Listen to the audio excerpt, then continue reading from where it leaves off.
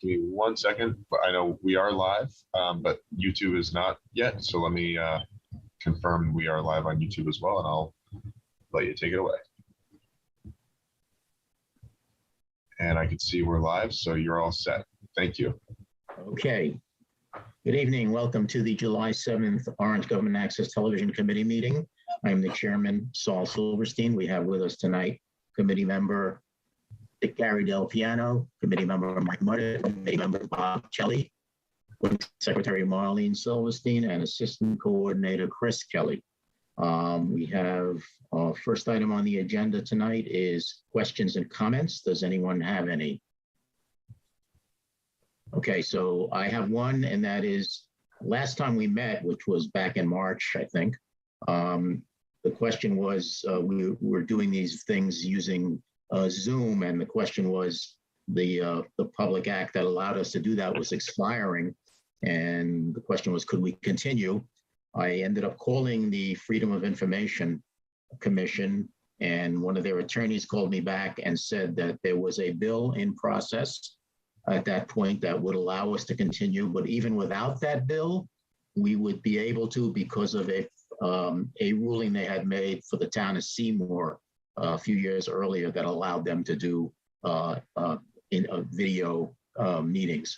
But that bill did pass both houses and was signed by the governor. And so it is Public Act 22-3, and that is what allows us to continue doing Zoom meetings. That's my only comment. The next item on the agenda is to approve the minutes of the April 7th meeting. I have a motion to approve. Do I have a second? Second. Second by Bob Kelly. Motion was made by Mike Muddett. Any discussion? Hearing none. All in favor? Aye. Aye. And it's unanimous. Thank you. Next item on the agenda is the budget. I have sent you all a copy of two budget reports. One is labeled Final Report for Fiscal Year 21-22. And it shows from the town-funded budget that we have spent 75% on miscellaneous supplies and expenses, 44% on the recording secretary's compensation, 100% of the coordinator's compensation. We overran the assistant coordinator compensation by 16%, and we overran the camera operators by 67%. Those overruns were caused by the much higher than anticipated efforts that were put in to support the bicentennial celebration effort this summer. And that effort continues. Is that right, Chris? Chris? Sorry, you were breaking up a little bit there. Okay, so you're still working on the bicentennial activities, right? Yes. Okay. So I was just explaining that we had some budget overruns due to those extra efforts on that work. Are there any questions on that budget? Gary, yes. The town going to pick up those extras? Yes, I had this discussion with the finance director when it first looked like we would be in danger of overrunning. And after a couple of days, he called me back and he said, yeah, go right ahead, keep charging, keep track of what you're charging for the bicentennial activities, but they will pick it up for us and not without an issue. Good. So we should be okay on that. Perfect. The second budget report I sent you is the new budget, which just started on July 1st, at the beginning of the fiscal year. It is the same as last year's budget. We have $4,000 for miscellaneous supplies, $500 for recording secretary, $45,000 for the coordinator, $23,500 for the assistant coordinator, and $5,000 for camera operators, for a total budget of $78,000. Any questions on that? Nope. Okay, next item is coordinator reports, and we have several. I sent you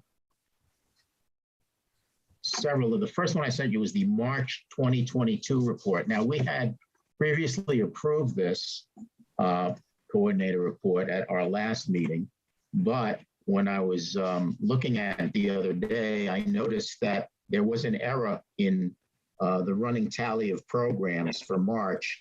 It only showed 9 meetings when we actually had 18 meetings. So I have corrected that. And so the totals were wrong on that. That is now corrected. The totals on the subsequent reports have all been corrected for that also. That's why we're voting on the March report again. The April report shows a total number of meetings in April of 14. Sal, just so we can take care of them one at a time, I'd like to make a motion to approve the March one with the corrections you made.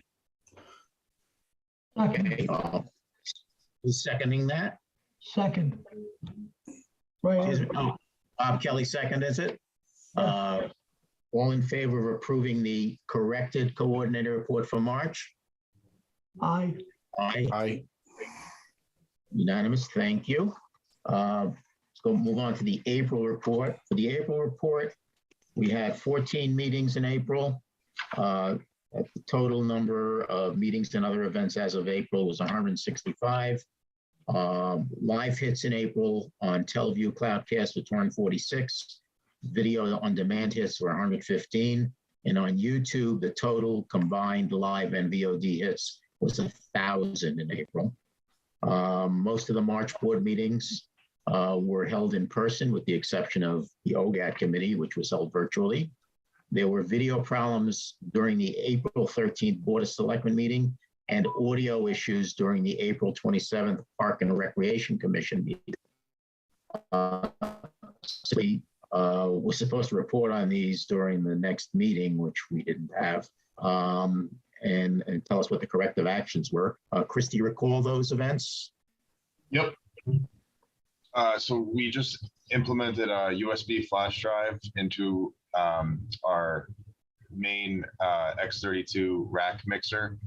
And basically that is one of the most, reliable places to grab audio from. And, you basically have to lose power to lose something like that. So, we started backing things up from that flash drive in case of something goes down. And that's going to be what we do from now on to make sure we don't ever lose audio.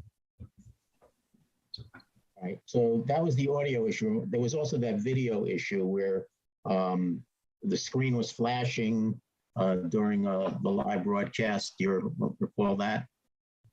Yeah, I updated some firmware on our TriCaster Mini. And since then, I haven't had an issue. I reached out to New Tech about it. I ran some tests on the hard drive. Everything came back okay. I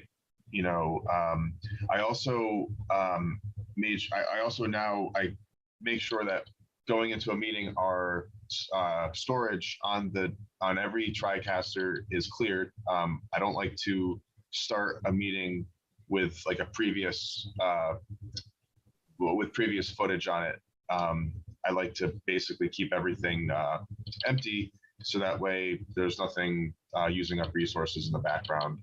And I think I've talked to New Tech about that, and I've talked to a couple other people that also use TriCasters, and we all try to practice that method, and we're going to try to keep that in our in our workflow, so we don't run into anything like that again. But so far everything's been good since the update. So okay, so we consider the issues are resolved. Yeah. Okay. And the other thing, so back in April, you were still recording interviews with longtime residents as part of a series for the bicentennial celebration, and you were going to use software to transcribe the videos and then edit them based on the transcriptions. Are you done with that? Are you still doing that? Yep, the transcriptions are basically done. We have a couple left. And we're about wrapping them up. So we have about, I think, 5 or 6 left. And we're very close to going through and coming up with our our outline for this video, and we're making good progress. We were things were a little bit slow, just with the nature of OGAT having filming, with filming other events, editing, and stuff like that. We, our goal initially was to have something to be a little bit farther along at this point, but we're still making progress, and we're having some fun. So it's been good. Okay. We're yeah. So are you going to do a 2-hour video? That's still in the. Yeah, we're still looking at a format like that, up to 2 hours. I mean, we're not trying to go over 2 hours. We also know that we may not hit 2 hours either. So we're not like, we don't have a solid, time frame. It could be an hour and a half, it could be 2 hours, but somewhere around there. And yeah, we're still going for that format. We're trying to come up. We have a list of themes that we're going to be highlighting on throughout the video, and we're just going to there's a lot of things that we've collected from residents, from the interviewees that are similar. They tie together, and it's just a matter of finding all of the connections, and we're already very far along in that, having the transcripts as far along as they are. So we're making progress. We also have flash drives that we are handing out to all of the interviewees. It will contain the transcript, and it will contain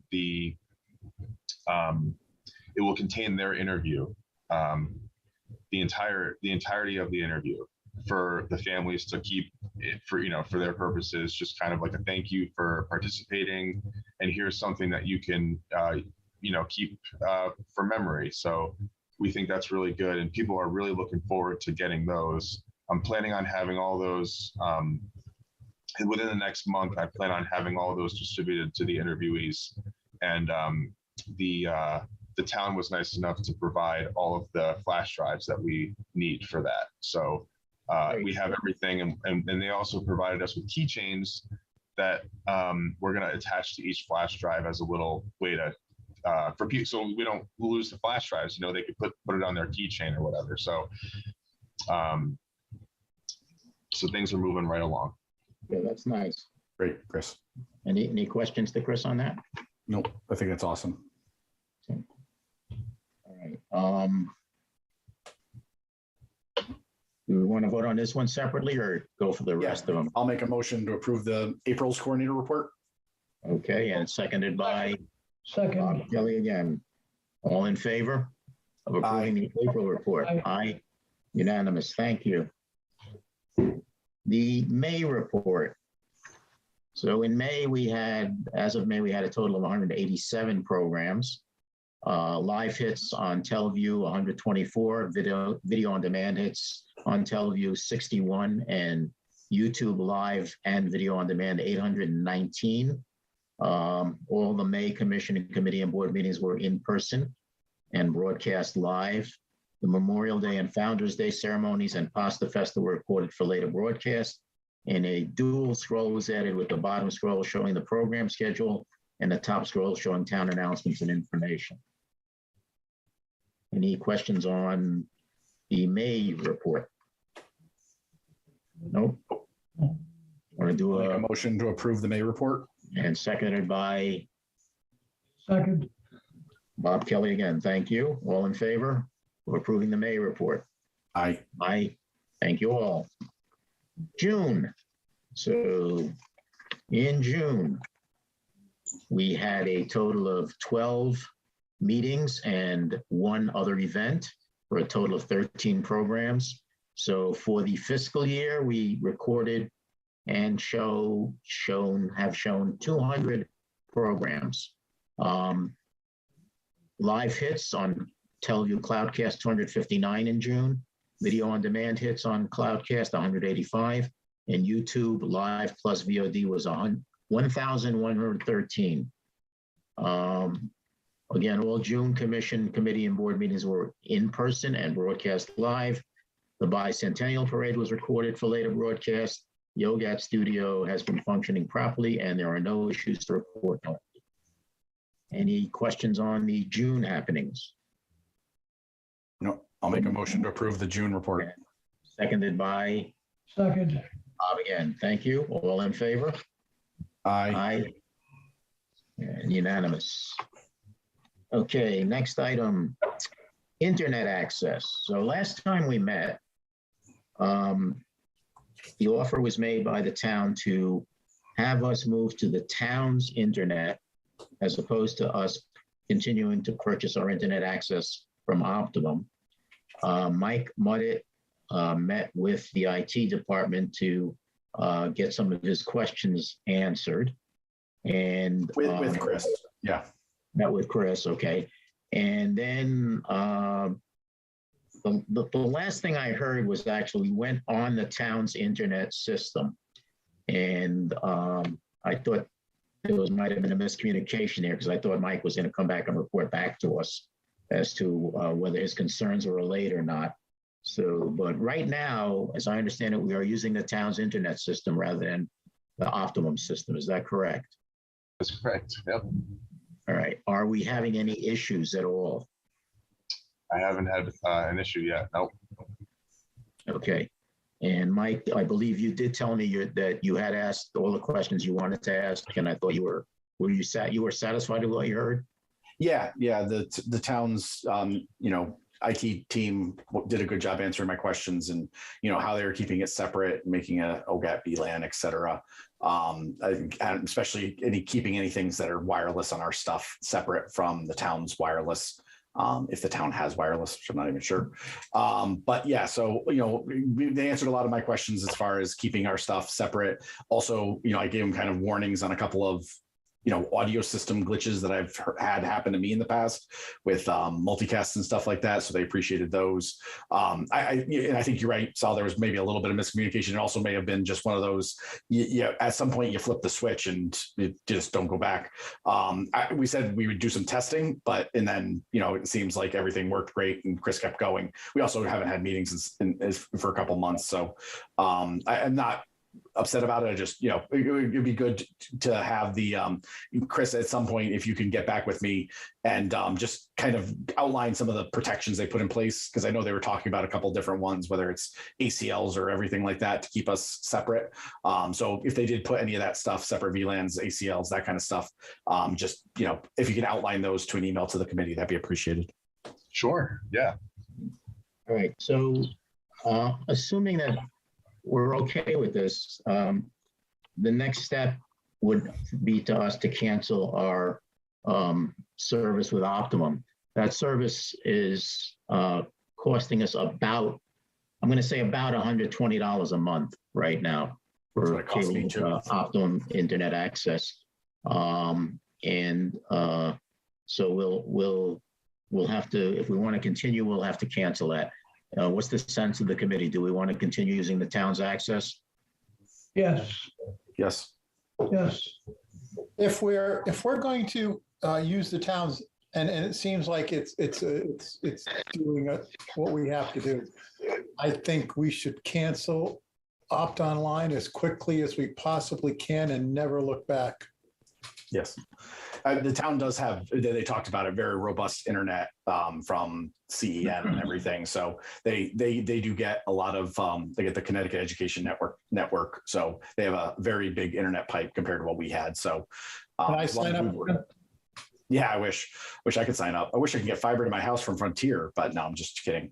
So anyway, no, yeah. So I think, yeah, I agree with Gary and Bob that we cancel it. I mean, the worst case scenario is we have to order one again, and it will take them all of 30 minutes to put a modem back on the line. Yeah. So It'll take you 3 hours to order it, though. well, yeah. I mean, if we want to go to the store, you're it'll take lucky. half. Right, so I think what I envision as the next steps is we cancel with Optimum. I'm not sure exactly how to do it right now. I don't know if the finance department does that or I have to do it or Ron has to do it. I know I set it up, but when I set it up way back when, I did put down Ron as the contact. And the last time I tried to talk to them, they kind of didn't want to talk to me because I wasn't the contact. They can't, I have to change that. So talk to them. I'm not sure if I can cancel it, but I have to figure out how to do that. Once that is done, the other thing you have to do, Chris, is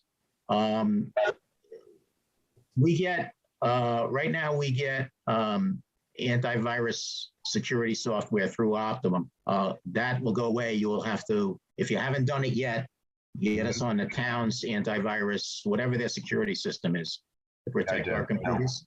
Mhm. Have you done that yet or no? I have, yep. You have. We Okay. use So that's, Sophos, yep. okay. So that's taken care of. So then I guess, and then you'll have to return the modem. And Yeah, I can. So there's two ways I know you could do that, because I know Paul and Josh were going through the same deal, because we're not the only department that they've done this with, and they've shipped the modem back. I also don't mind driving to the wherever it is in Bridgeport. Yeah, Bridgeport. Bridgeport or Norwalk, if you're really.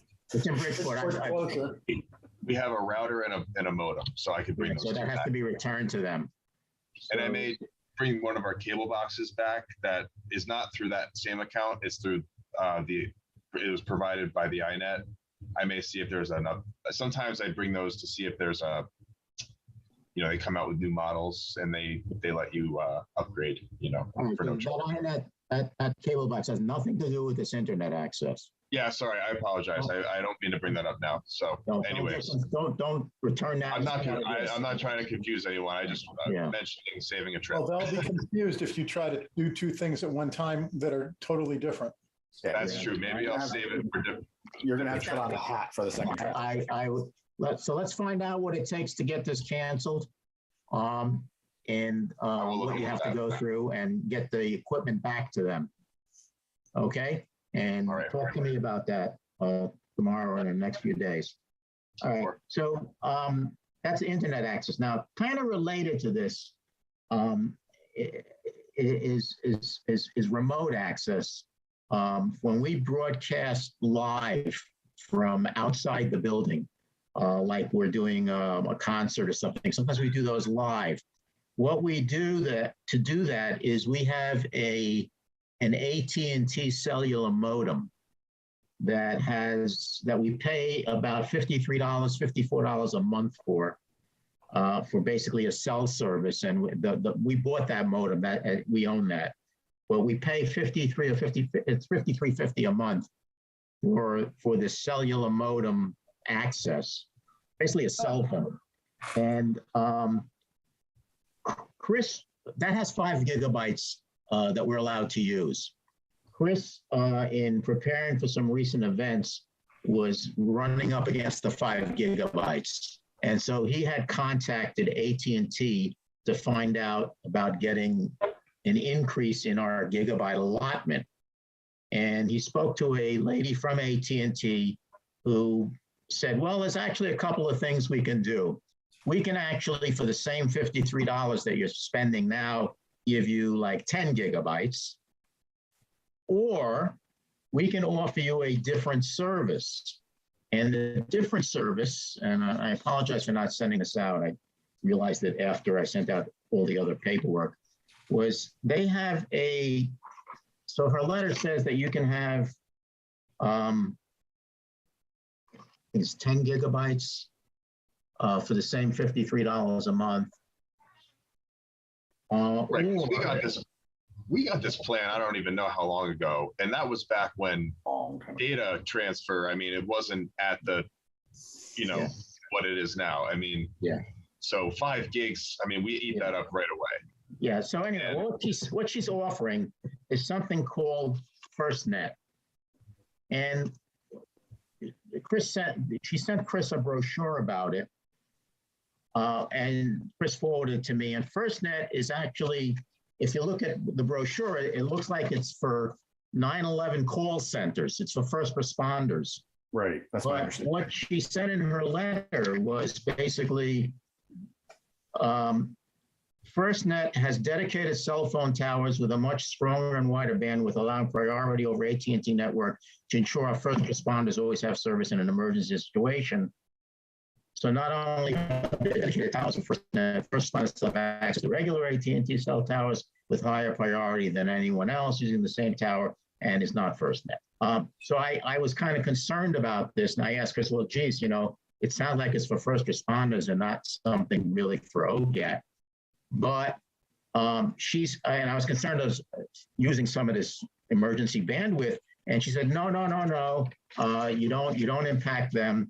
And in fact, what the brochure says basically is that if you are a first responder or a public works agency or work for the town, a town employee, you can get this for your operation. So it looks like it's something that we could use. And the advantage is not only is it a better system, but it's only $37 a month before taxes as usual. And so it might work out, and unlimited gigabytes, as I understand it, right? Mm-hmm. So it's something we could actually use. And I was concerned it was only for first responder, but she said, no, it's not, you can use it. Mm-hmm. So how does the committee feel about that? Sounds good to me. Yeah, I mean, I have a little bit of reservations about it because my understanding is that the laws that created that network were really intended for first responders. So I think we're writing a glitch into the not a glitch, but a unintended consequence into the category. But I also don't think we're going to impact them because it's not like we're going to be doing a concert if there's a real emergency that's affecting bandwidth. True. Yeah, and then the other thing, so I want, because Saul, I expressed this to Saul, and Saul mentioned his concerns about that. And then I met with Firstnet people, and I met with this business account manager. We did was it a Teams meeting or something? And I asked these questions, and they explained it to me in a very simple way, where there's two different types of users on this bandwidth, or on this. We actually are allotted a separate, frequency that people from Firstnet are all getting, and only people from Firstnet get this frequency. We have better coverage, all that stuff. But there's basically two levels of priority. There's 911, police, fire, but then there's this tier below that where we fall into. And she explained, and Firstnet also explained, that we fit this lower tier very well, and they have ways of prioritizing the bandwidth and keeping people like us from disturbing people like 911 and others. Okay. Yeah, and the specific wording in her, I just found the specific wording she gave. AT&T has a contract with the government to ensure that all first responders, public works, and or anyone who supports emergency response and or works for the town or government is eligible for Firstnet. So that allays my fears that we would be impacting something much more important than us. So this to me, it sounds fine. Also, if the committee wishes to go ahead, we can have Chris set this up with the woman. We should do it. I think my fears are waylaid by the fact that Chris talked to the Firstnet people rather than just a salesperson, right? I mean, I don't count on AT&T sales folks to really know, but it sounds like the team you talked to, Chris, is actually, if they're talking about priority traffic and everything, they're more in the know than that. So yeah, I don't have a problem with that then. And this is a local business account manager that reached out to me. She was new in the field. She was reaching out to all people at one point. I got her number. I finally reached back out to her because I had some questions about our modem, and she was super happy to help. And she's been nothing but just a good resource of information. And she also works with all of our local, she works with people from our police department. She works with people from our fire department. She's out of West Haven. She's very close. Locally, she represents people with business accounts like us. So it was comforting to have someone close by to reach out to. Okay, so I'm not sure if we need to vote on this or just go ahead. I think it's within the chairman's prerogative to go on that one. to Okay. the plan. Go All ahead. right, we'll go by consensus then. Okay, There we go. go ahead, Chris. All right. Thank you. So that takes care of the fifth item on the agenda. The next item is action items. I did send out the last set of action items from way back when. And the open ones, there are two of them that had to do with updating procedures or rewriting procedures. I know Chris he had done a lot of work on both of those action items, but I think it was held up by the bicentennial effort. That's still true? Yeah. That is still true. That is still true. But there I are, think we should, Chris, Mr. Chairman, I think we should table this item and try to get to the grant writing, just so we want to spend some Yeah. time there. Yeah, all right. I'm with you on that. We need to vote to table it or no? I don't think so. Just table it. Okay. Next item is the CAC grant. So I have sent out Chris's wish list with a CAC grant as an Excel spreadsheet. And I also sent a list of questions and comments that I had previously sent to Chris. He responded to my first set of questions and comments. I added some new comments or questions. Chris, I don't think you had a chance to get back to me. I haven't, at least I haven't seen anything. I know we spoke about one of the four. Yeah, so the warranty extension on our MacBook Pro, what Chris explained was that has to get renewed when it expires, and it won't expire till closer to the end of the year. And I think the pricing on that is enough so that we can handle it out of our town-funded budget. Through supplies, yeah. There were the other questions that I still had comments on. There was one we talked about getting an MDI encoder, decoder, and you talked about. I asked why we needed it, and the answer was I would like to have an additional encoder to ensure we have enough to support multiple boards at the same time. And I wasn't quite sure what you meant by multiple boards, so I asked if I assume you meant multiple concurrent town board meetings. Exactly. That's what I meant. Boards, Yeah. right? Okay. Circuit boards, no. Yeah, okay. And then there was a request for a 55-degree display for use during editing, and it's an OLED display. And I was very concerned because OLED displays are subject to burn-in. And Ron also sent me a text, which I think he copied you on, saying that you should not use an OLED monitor anywhere in our system. And I sent you two other LG 55-inch displays that are IPS displays that are in the same ballpark in pricing.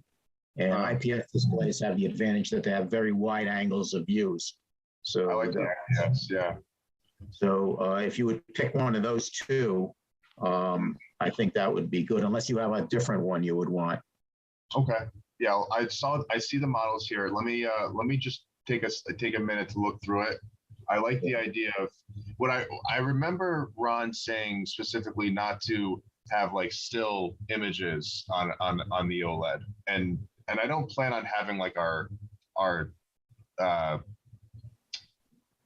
continuity, our info view stuff. I don't plan on having that just like playing all the time. I mean, if I do use the OLED, it will be for motion, and I won't just leave it on. But I totally understand. I think an IPS monitor would be better. OLED also doesn't really have the lifespan of an IPS monitor, so you're looking at a max 5-year-old monitor will probably die because each pixel has to light itself up. So it's not. I mean, it's great technology. It looks fantastic. It just doesn't last as long. I was hoping I was looking for something with good resolution, good quality, because I was considering using it for possibly editing purposes. I was also considering it for using it on YouTube. If we wanted to quickly click and check a YouTube stream, we could put it up on YouTube and check our stream health, that kind of stuff. So I'd like it to have it maybe have a smart feature to just give the YouTube application, just to kind of simulate what someone at home would kind of experience. Give that sort of idea here in the studio. But I'll check through all these models here, and I'll try to find one that might be a little bit more robust. Yeah, so, yeah, okay. Again, the Not two like I, they're that the expensive. two I recommended, the two I found actually at our vendor are in the same price range as that OLED monitor and by the same company, LG. And they're smart TVs too? Or do they have the YouTube app? Yes, they are smart TVs. Oh, perfect. Just look them over and if those are fine, pick one. Otherwise, Yeah. find something else. And they're both HDR10, Chris. So I think they're pretty high up there as far as dynamic range. That's perfect. Okay. And then there was so there was another question here. Do you need editing software for the editing computer? Yeah, so one of the items on the on your list is a new Apple Mac Studio one Ultra, and at first I thought it was this. It's a very small box actually. It's 7 by 7 by 3 inches high. So it's a tiny little box, but it's a very powerful computer. I noticed you were not ordering any editing software for it, and your response was that as long as they are registered under the same Apple ID, the software can be used across both devices. My question to that is, can they be used concurrently on both devices, or can you only use it on one device at a time? Because a lot of times when they let you use your software on more than one computer, it's only at one time. So you can't use, two people can't do it at the same time. So that was the question. Do we really need a second set of editing software or not? So if you're going to be editing on two computers concurrently, you may need a second set of editing software. If that's true, we should put it in a grant request. I hear you. No, so I called Apple about this, and I thought I sent you something from them explaining this, but so certain Apple software falls under a family sort of category where the software, if you own it, it will work across, I think, up to 5 devices. So based on what I've read from Apple, it will not require another license for the software for Final Cut. For compressor, You confirm that, and if we need a second set of software, we just add it to the grant wish list. Okay, I'll confirm that for you, but all right, but you need to do this quickly. Yeah, because the grant is due into Cable Advisory Council on the 15th of July. And so this has to be done in the next few days. Okay. Yeah, So, I mean, Chris, I'd be surprised if, Final Cut's one of Apple's big money-making softwares. I'd be super impressed if that's included in the family share thing. you know what? I think it is, but don't quote me on. I can't find it in my notes here. I thought I included that in the answers I gave to Saul, but once I find that, and I will confirm with you. And now that I think about it, it's not just Final Cut. It's we also use Compressor. Compressor may not fall under that family sharing plan, so that would be a $50 piece of software that we could potentially put on the grant or put on our equipment budget. Right. So these are none of these things, the editing software and the compressor, they're not really expensive packages. They're not big items, no. No, and yeah, no. So I would, either confirm it in the next day or so, or if not, just add them to the wish list. And let's go with it. Right now, what I sent out everything that Chris has asked for right now. The total was something on the order of $30,400, give or take a few dollars. So what the items were, they were in 3 blocks. One was subscriptions, things like our warranties, photo editing software, our Cloudcast with TelView subscription. Then there was a bunch of network video stuff, some switches, a new wireless access point, some hard drives to fill up our network backup system, a portable solid state drive, a joystick to replace an existing old one, which I guess is giving us trouble, this monitor, some mounting for the monitor, a wireless keyboard, wireless mouse, a new lighter tripod, and equipment to support the tripod, a Zoom remote to support the tripod, I guess, the editing computer and editing monitor, and a stand for the monitor, bunch of extension cords. Then there was some audio devices, a wireless microphone system with batteries for that, a charger for that, a wireless microphone receiver kit, and a case for the microphone. So that was everything on the list. Are there any questions on this list? So two things real quick. So the one on the, and I know you asked a question about a couple things being out of stock. I've gotten the impression the Apple Studio display may not come back into stock. Like it may be that's how they're kind of retiring that monitor. So I think we should have a failback monitor. I think LG makes one that's I pretty thought that close was a to newer 5K. display. This display coming out? Isn't that the newer model? I don't think so. I think this looked like the one, because the new one has a built-in power cord that you can't remove, and this one, the picture at least has the power cord removed. So anyway, there is a new one. So this one may be out of stock permanently. So this might be a mistake because I intended to put the new one on there. Yeah. So I just want to make sure. When I searched it, I thought I searched for the newer one, but I may have made a mistake. 1 second. So I'll look at that in the background. But the other item I was going to ask you about with the Switch, and I know Saul asked about, why we need it, et cetera, which is great to see. The question I had was,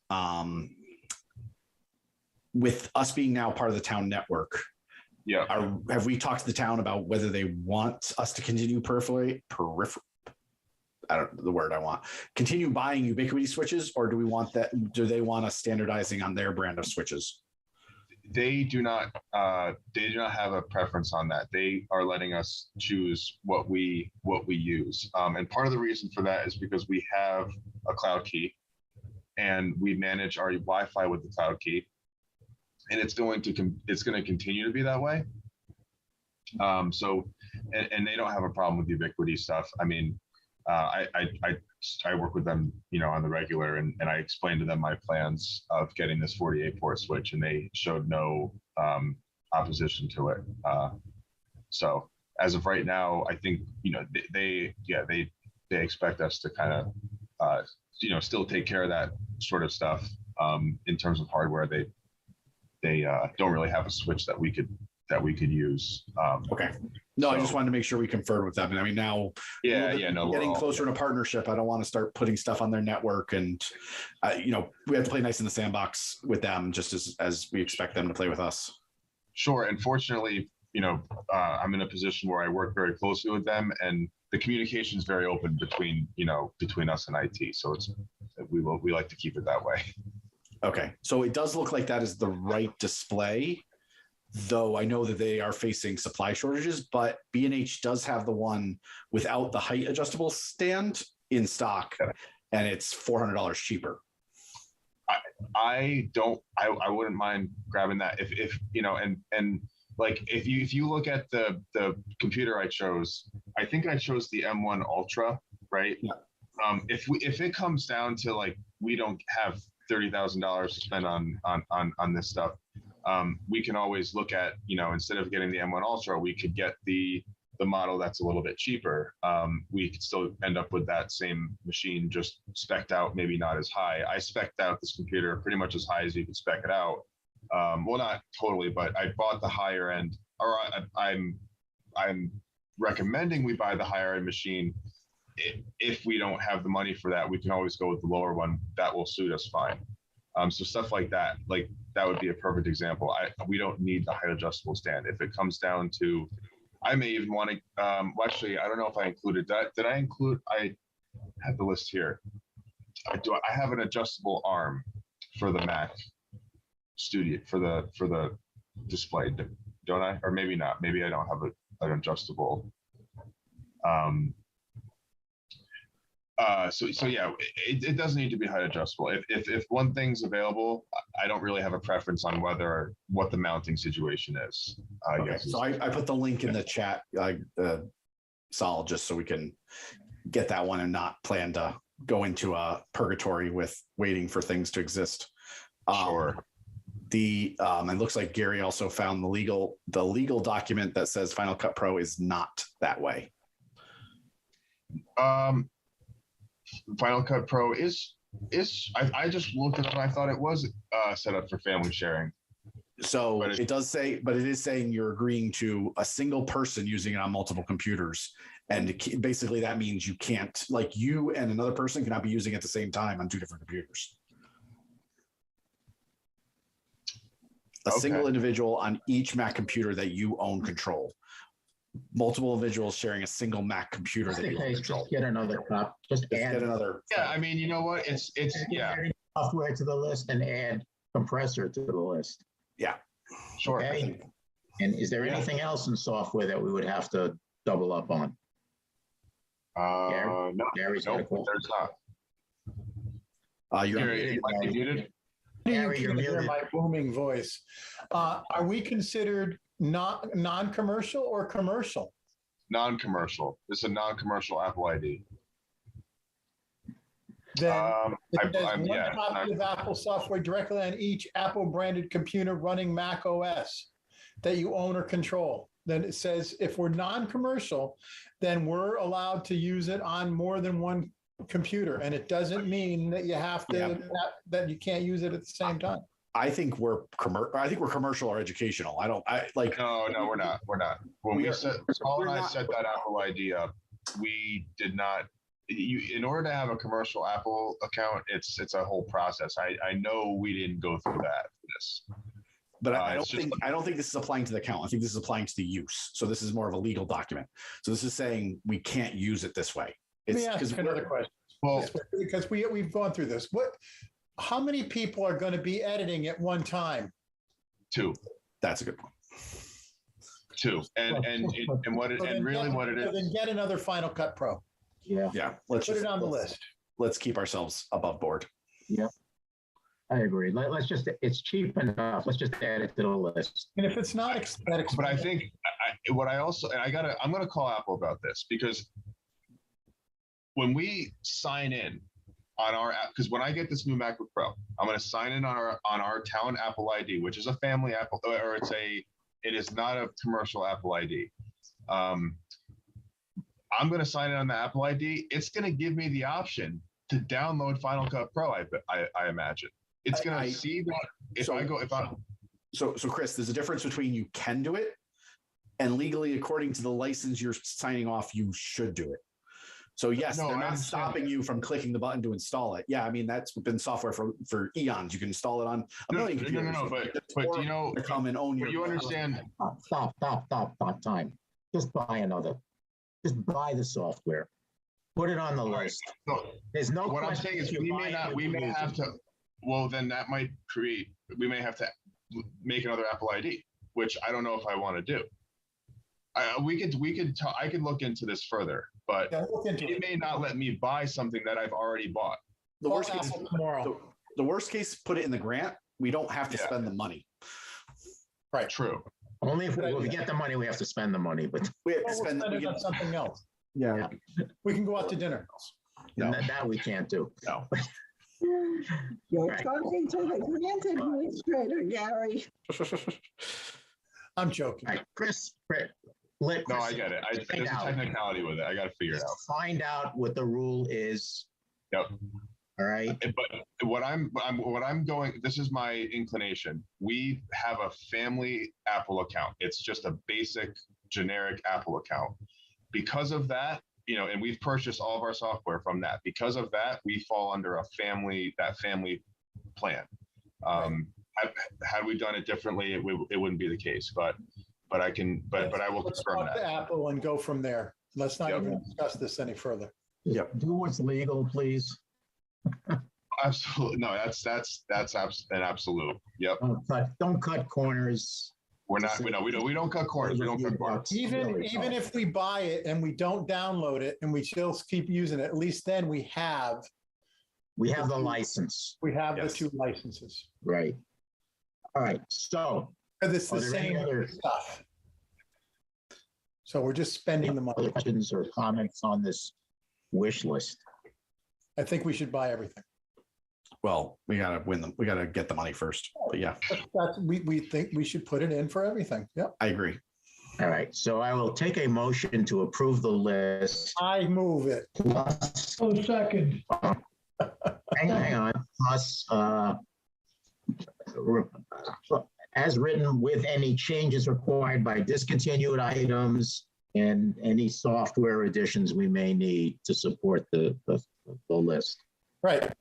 Can I have that motion? That was my motion. Thank you. Can I have a second? Bob Second. Kelly, thank you. All in favor? Aye. Thank you.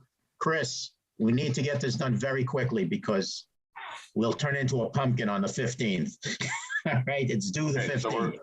So And we're before getting, the 15th, I gotta get the application written. I've written most of it, but I haven't written all of it. I've got to finish writing the application for the grant. I've got to send it over to the first selectman for his signature also. okay. So all you need from I'll me sign is, I need official quotes from the vendor also.